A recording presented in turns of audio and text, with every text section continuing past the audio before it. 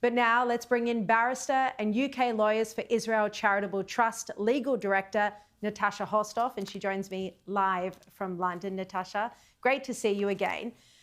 Now, Trump lashed out at Israel, not Iran, Israel, last night after the Islamic Republic breached the ceasefire. Was this misplaced anger, do you think? Surely Israel had every right to hit back at Iran if it wanted to. It certainly had every right to do so. And indeed, from the outset here, Israel's strikes have been entirely lawful. This is part and parcel of the ongoing armed conflict between Israel and Iran. I'd be encouraged to take with a pinch of salt what President Trump says over social media, or indeed in clips of interviews that I think are made perhaps more of by the media than they ought to be. This is a man's actions, I would suggest, that perhaps speak louder than his words. But it is confusing, especially in circumstances where the ceasefire was only broken by Iran. And Israel's response, which had been promised to be significant, appears to have been more muted than we might have expected.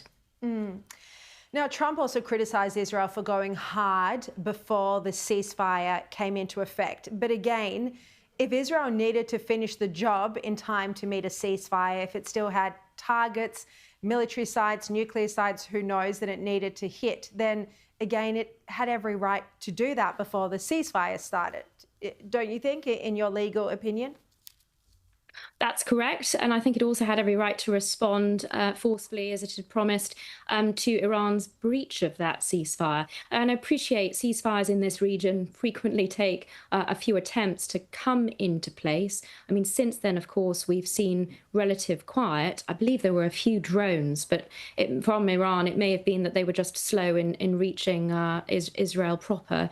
The fact of the matter is, though, that Israel would be lawfully able to continue striking military targets in Iran. It has done so, for example, in Lebanon, despite there being an existing ceasefire, because it has maintained the ability and the right to act as and when it sees threats materializing, even in the context of a ceasefire. We're seeing moves by some Democrats, but also anti-Trump Republicans to call for Donald Trump to be impeached. Al Green lost his bid to have Trump impeached over Iran's nuclear strikes. It was voted down by 128 Democrats to 79. What are the legalities of this claim that Trump had no right to make this decision on his own?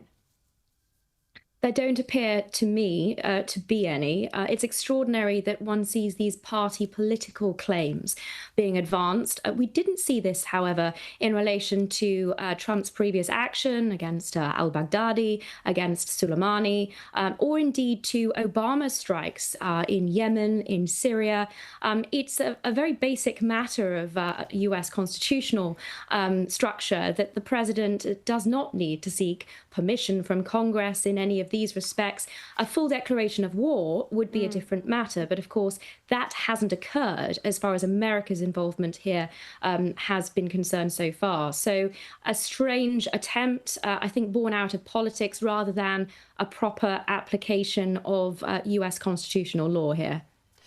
So what does this come down to? So if it was a war, would he need to get the approval of Congress? Is that where the line is? For a formal declaration of law, yes, that's my understanding. I'm not a US lawyer, but I've spent a little bit of time in the United States in a national security law context. So certainly that's my reading of it. And from what I can see, that's been endorsed by constitutional lawyers and those that understand the process. I imagine it's one of the reasons that this impeachment attempt wasn't successful.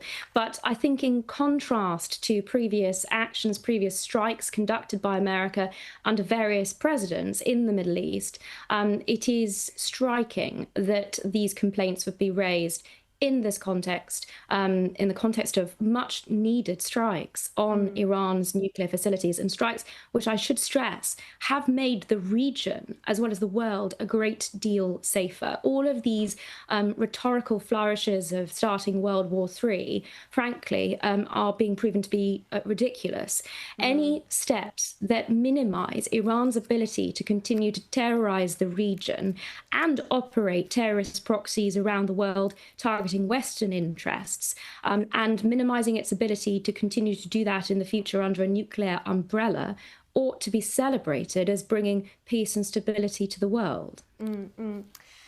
Just finally, Natasha, we're seeing that the US is trying to encourage Iran now to engage in talks about its nuclear program. It should allow the IAEA to have access to its nuclear sites. Would you be trusting Iran in this scenario? Well, certainly not. Of course, this is a regime that broke the ceasefire within hours. It is a regime that has consistently used previous agreements with the United States and others to continue to advance covertly its nuclear ambitions. The most important development over the last week is that its nuclear program has been put back significantly. In that context, those negotiations may, of course, continue, but its actions here that I think, again, speak louder than words. And we're never going to have a situation, let me acknowledge, that there is a final nail in the coffin of Iran's problematic ambitions as the Islamic Republic that I'm talking about, unless we see regime change coming from within, an opportunity for the people to throw off this oppressive, tyrannical regime that they have suffered under for some 46 years. But for that sort of change in Iran, I'm afraid all we can anticipate and hope for is a control on its annihilation attempts on Israel and other Western interests. But in that context, there has been significant advantage from what's happened over the last week. That can certainly lead to more productive talks, but I wouldn't trust anything that the Iranians commit to, because there is a track record here of them consistently lying. And this is a regime that uses that sort of subterfuge and dishonesty to advance its ambitions, in particular, the death to Israel ambition. But let's not forget, death to America includes death to the UK, death to Australia. This is a regime that has pitted itself against Western liberal democracies from its inception in 1979. Indeed. Natasha, really appreciate your time. Great to have you on the show once again. Thank you so much.